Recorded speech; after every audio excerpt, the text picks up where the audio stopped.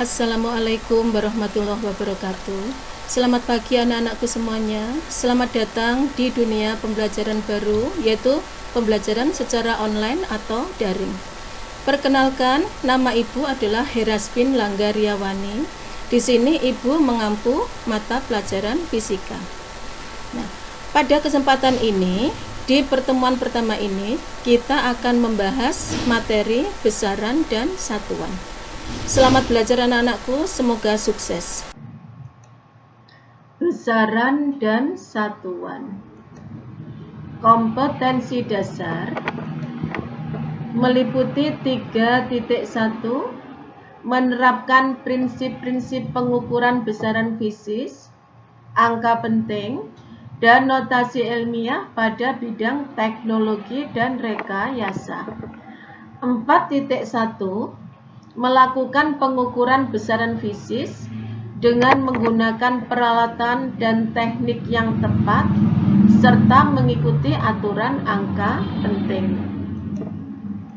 Tujuan pembelajarannya, setelah melalui diskusi dan menggali informasi, peserta didik dapat A. menentukan besaran-besaran fisis dan satuannya, B. menentukan dimensi suatu besaran, C. menggunakan notasi ilmiah, D. menjelaskan penggunaan beberapa alat ukur, E.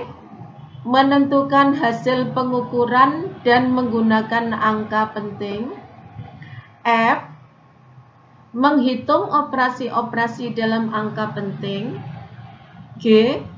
menyajikan hasil perhitungan operasi-operasi hitung dalam bentuk tabel mengikuti aturan angka penting. Besaran. Apakah yang dimaksud dengan besaran? Besaran adalah sesuatu yang dapat diamati dan diukur serta dinyatakan dengan angka dan satuan. Sedangkan satuan adalah sesuatu yang digunakan untuk menyatakan ukuran besaran. Satuan digunakan sebagai pembanding dalam pengukuran. Satuan internasional atau yang biasa disingkat dengan SI adalah satuan yang dipakai secara internasional hasil konferensi para ilmuwan di Paris. Besaran terdiri dari dua macam, yaitu besaran pokok dan besaran turunan. Apakah yang dimaksud dengan besaran pokok? Besaran pokok yaitu besaran yang tidak dapat diurai menjadi besaran lainnya dan satuannya dipakai sebagai penentu satuan untuk besaran yang lainnya. Besaran pokok terdiri dari 7 macam, yaitu, perhatikan tabel, nama besaran panjang bersimbol L, massa simbolnya M, waktu simbolnya T kecil, suhu simbolnya T besar, kuat arus simbolnya I, intensitas cahaya simbolnya I besar, jumlah molekul zat simbolnya adalah N besar. Sedangkan untuk satuannya, panjang bersatuan meter simbolnya M dan dimensinya L besar. Massa bersatuan kilogram simbol satuannya Kg, dimensinya adalah M besar.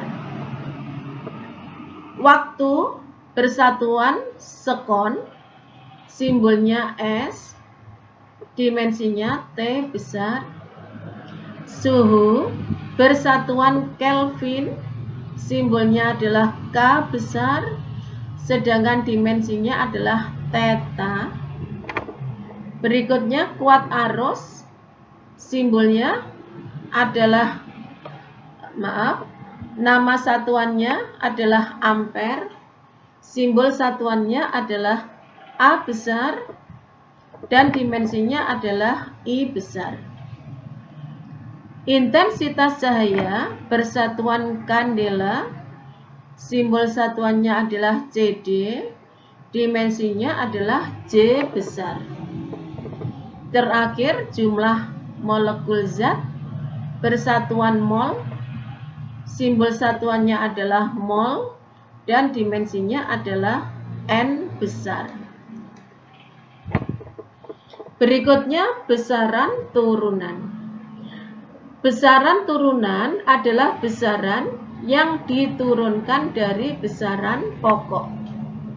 Satuan untuk besaran turunan disebut satuan turunan dan diperoleh dari menggabungkan beberapa satuan besaran pokok. Perhatikan tabel besaran turunan.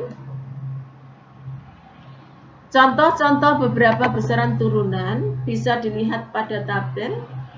Yang pertama adalah gaya, satuannya kilogram meter sekon pangkat negatif 2. Massa jenis, satuannya kilogram meter pangkat negatif 3.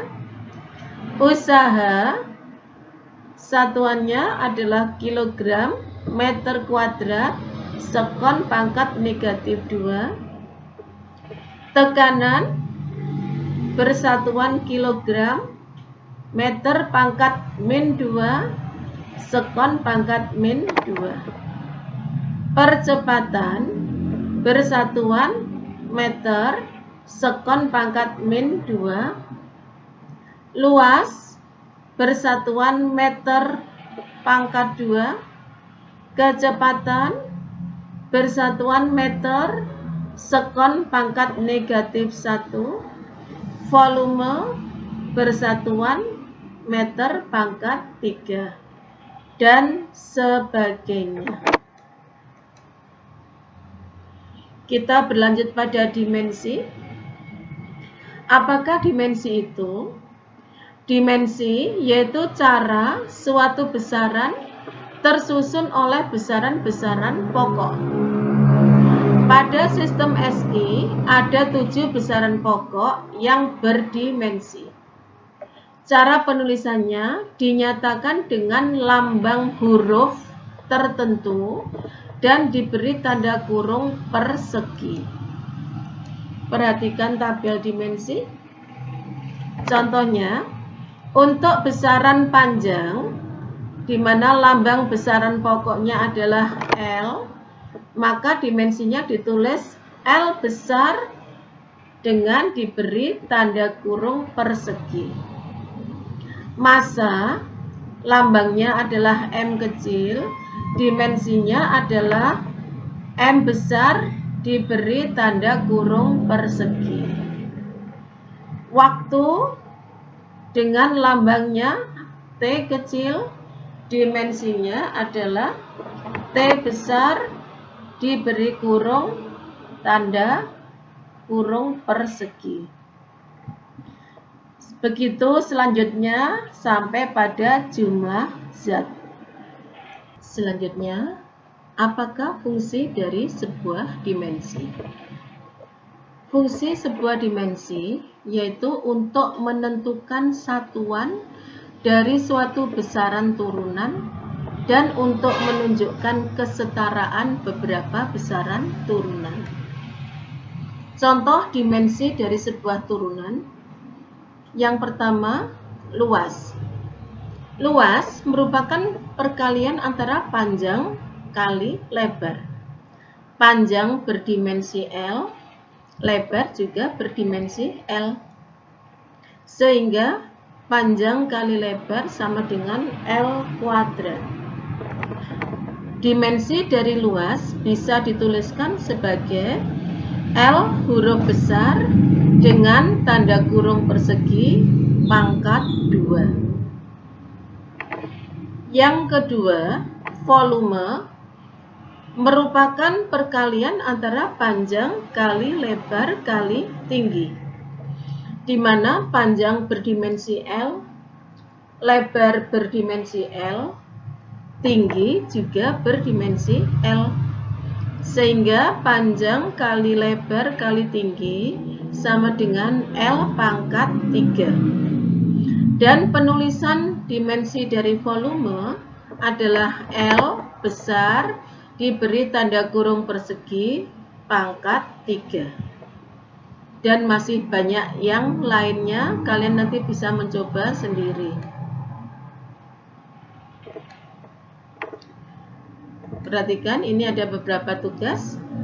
Dengan cara sama, carilah dimensi untuk kecepatan, percepatan, gaya, usaha, energi kinetik, energi potensial, daya, tekanan, momentum, dan impuls. Syarat agar bisa menuliskan dimensi yaitu kalian harus tahu rumusnya terlebih dahulu.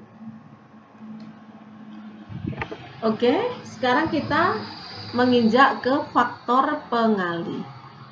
Apa sih faktor pengali itu? Faktor pengali digunakan untuk mempersingkat dan mempercepat penulisan agar lebih efisien. Perhatikan tabel faktor pengali berikut. Untuk faktor pengali 10 pangkat 12 diberi nama tera, simbolnya adalah T besar. 10 pangkat 9 bernama giga, simbolnya adalah G besar. 10 pangkat 6 bernama mega, simbolnya adalah M besar. 10 pangkat 3 bernama kilo, simbolnya adalah K besar. Demikian seterusnya hingga yang paling kecil yaitu 10 pangkat min 18 bernama ato dengan simbol A kecil.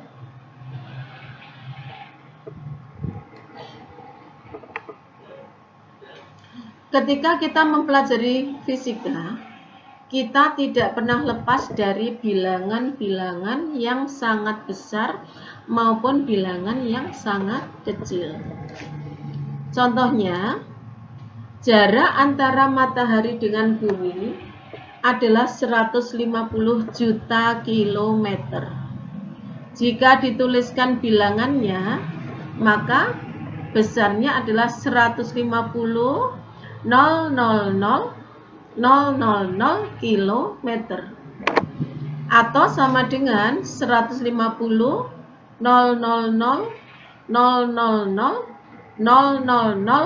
meter.